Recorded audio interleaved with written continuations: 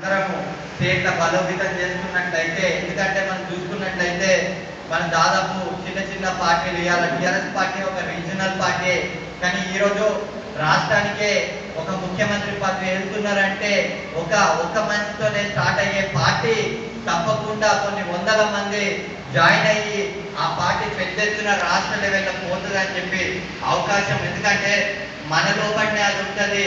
మన అందరం ఐక్యతతో ఒక మనిషి ముందు స్టెప్ వేసినప్పుడు వారికి సహాయ సహకారాలు అందించినట్లయితే తప్పకుండా మన ఇప్పుడు రంగారెడ్డి జిల్లా కమిటీ మనకి ఏర్పాటు జరిగింది.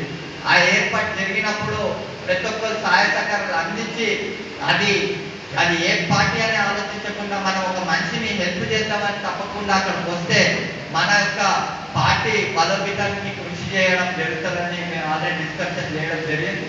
మా వంతు మేము కంపల్సరీ ఒక నిర్ణయం తీసుకున్నాం. ఆ నిర్ణయానికి తప్పకుండా కట్టుబడి ఉండి మెయిన్గా పార్టీలో రావాలంటే పార్టీలో ప్రతి ఒక్క లీడర్ ఉంటాడు, ఏ పార్టీ పైన లీడర్ ఉంటుంది. కానీ లీడర్ కంటే ప్రజల సమస్యలను ఎవరైతే తీరుస్తారో వాళ్ళకే టీఆర్పీ ప్రజలు ఇస్తారని చెప్పి నేను ఈ సందర్భంగా తెలియజేస్తూ మీ అందరూ ఇంతటి అవకాశం ఇచ్చినందుకు పెద్దలకు అందరికీ ధన్యవాదాలు.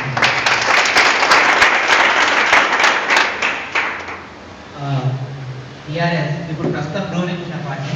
చాలా మంది అంటున్నారు పార్టీ రూలింగ్ లో